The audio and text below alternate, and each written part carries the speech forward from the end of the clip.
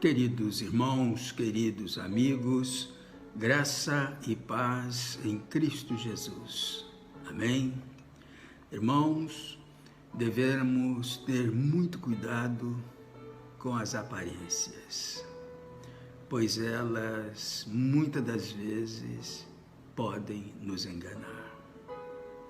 Nós vamos compartilhar com os amados irmãos e amigos o texto bíblico de 2 Reis, capítulo 6, versículos de 8 a 23, que os irmãos e amigos poderão acompanhar em suas Bíblias. Estaremos lendo apenas os versículos 15, 16 e 17 para a nossa meditação, que dizem assim: E o servo do homem de Deus se levantou muito cedo e saiu. E eis que um exército tinha cercado a cidade com cavalos e carros. Então o seu servo lhe disse: Ai, meu senhor, o que faremos? E ele disse: Não temas, porque mais são os que estão conosco do que os que estão com eles. E orou Eliseu e disse: Senhor, peço-te que lhe abra os olhos para que veja. O Senhor abriu os olhos do moço e viu. E eis que o monte estava cheio de cavalos e carros de fogo em redor de Eliseu. Amém? Enxergando com os olhos espirituais. Este é o título desta mensagem. Queridos irmãos, queridos amigos, vimos no texto bíblico que Eliseu não se preocupou com o exército. Antes, sua maior preocupação foi com seu servo assustado. Ao andar com Eliseu e servir a Deus, o rapaz enfrentaria várias situações difíceis e perigosas e teria de aprender a confiar no Senhor. Nesse caso, provavelmente oraríamos pedindo ao Senhor que desse paz ao coração do jovem ou que acalmasse a sua mente. Mas Eliseu orou, pedindo a Deus que abrisse os olhos do servo. Ele vivia de acordo com as aparências, não pela fé, e não conseguia ver o enorme exército angelical do Senhor cercando a cidade. Irmãos, a fé nos permite ver o exército invisível de Deus e crer que Ele nos dará a vitória. Portanto, meus irmãos, meus amigos, para sermos vitoriosos, em primeiro lugar, devemos ser sábios em escutar e seguir os conselhos dos profetas de Deus. Os versículos de 8 a 10 dizem assim: E o rei da Síria fazia guerra a Israel e consultou com os seus servos, dizendo: em tal lugar estará o meu acampamento. Mas o homem de Deus enviou ao rei de Israel, dizendo: guarda-te de passares por tal lugar, porque os sírios desceram ali.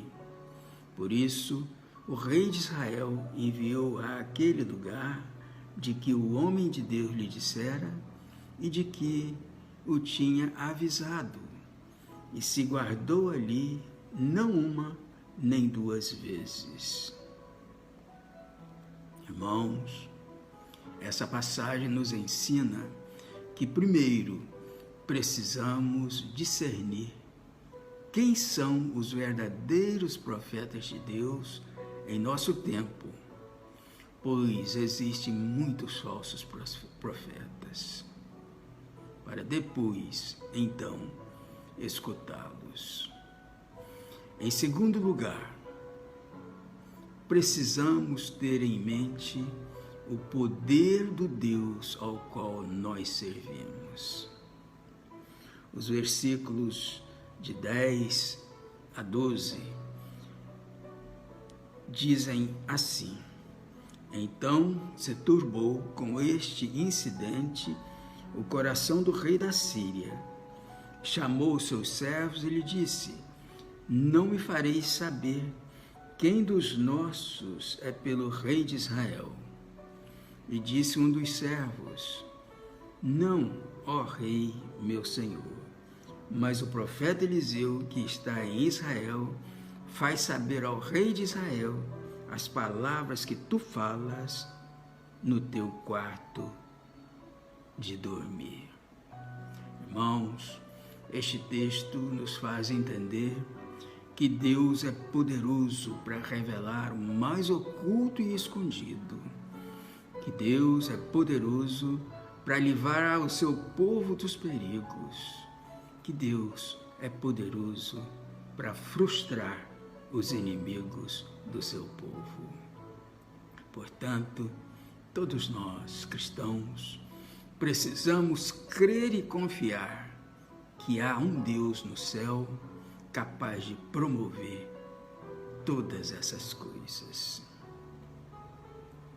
Em terceiro lugar, precisamos ter em mente que um único homem ungido por Deus pode atrair muita oposição contra si mesmo.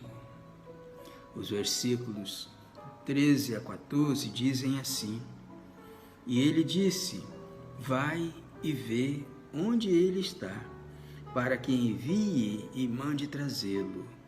E fizeram-lhe saber, dizendo: Eis que está em Dotã. Então enviou para lá cavalos e carros e um grande exército, os quais chegaram de noite e cercaram a cidade.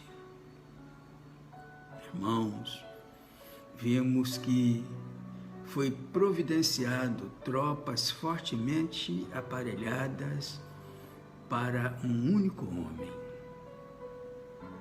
E assim também foi com os profetas. Assim foi com os apóstolos. E assim foi com o próprio Jesus. Em quarto lugar, não devemos temer diante das circunstâncias contrárias. Os versículos 15 e 16 dizem assim: E o servo do homem de Deus se levantou muito cedo e saiu, e eis que um exército tinha cercado a cidade com cavalos e carros. Então o seu servo lhe disse: Ai, meu senhor, o que faremos? E ele disse: Não temas, porque mais são os que estão conosco do que os que estão com eles. Irmãos, a nossa reação natural é ter medo. Mas Deus nos manda não temer. Não temas, porque mais são os que estão conosco do que os que estão com eles. Em Isaías, capítulo 41, versículo 10, diz assim: Não temas, porque eu sou contigo, e não te assombres, porque eu sou teu Deus. Eu te fortaleço, e te ajudo, e te sustento à destra da minha justiça. Em quinto lugar, devemos orar para que Deus abra os nossos olhos espirituais. O versículo 17 diz assim: E orou Eliseu e disse: Senhor, peço-te que lhe abra os olhos para que veja. E o Senhor abriu os olhos do moço e viu. E eis que o monte estava cheio de cavalos e carros de fogo em redor de Eliseu. Queridos irmãos, queridos amigos, o moço, servo de Eliseu, não possuía percepção espiritual. E nós, muitas das vezes, também não. Por isso, meus irmãos, temos de orar para que Deus abra os nossos olhos para vermos a realidade espiritual, para enxergarmos além das circunstâncias, para vermos todo o propósito de Deus e não somente o aqui e agora. Sabemos que os recursos espirituais estão disponíveis, ainda que não possamos vê-los com os nossos olhos naturais. Pois os olhos veem as aparências e os temores, enquanto que a fé vê a Deus e a alma fica em paz. Em sexto lugar, devemos entender que qualquer pessoa protegida por Deus não pode ser tomada, não pode ser derrotada. Os versículos 18, 19 e 20 dizem assim: E como desceram a ele, Eliseu orou ao Senhor e disse: Fere, peço-te, esta gente de cegueira. E feriu-a de cegueira, conforme a palavra de Eliseu. Então Eliseu lhes disse: Não é este o caminho, nem é esta a cidade. Segui-me e guiar-vos-ei ao homem que buscais. E os guiou a Samaria. E sucedeu que, chegando eles a Samaria, disse Eliseu: Ó Senhor, abre a estes os olhos para que vejam. O Senhor lhes abriu os olhos para que vissem, e eis que estavam no meio de Samaria. Irmãos, neste texto destaca-se a fé, a autoridade e o poder da oração do profeta. Se Deus é por nós, quem será contra nós? Romanos 8, versículo 31. Maior é aquele que está em vós do que aquele que está no mundo. 1 João capítulo 4, versículo 4. Em sétimo lugar, devemos vencer os nossos inimigos pela bondade. Os versículos 21, 22 e 23 dizem assim: E quando o rei de Israel os viu, disse a Eliseu: Feri-los-ei, meu pai. Mas ele disse: Não os ferirás. Ferirás tu os que tomasse prisioneiros com a tua espada e com o teu arco? Põe-lhes diante pão e água, para que comam e bebam, e se vão para seu senhor.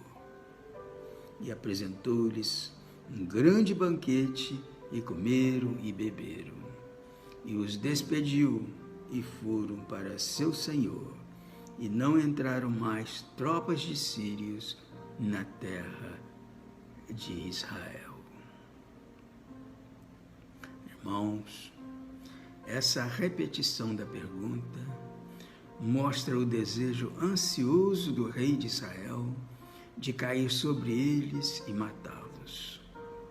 Mas Eliseu o proibiu de matar o inimigo que ele havia trazido até ele, porque ele não os havia feito prisioneiros na guerra, e recomendou que ele os tratasse com hospitalidade e depois os deixasse voltar para o seu Senhor.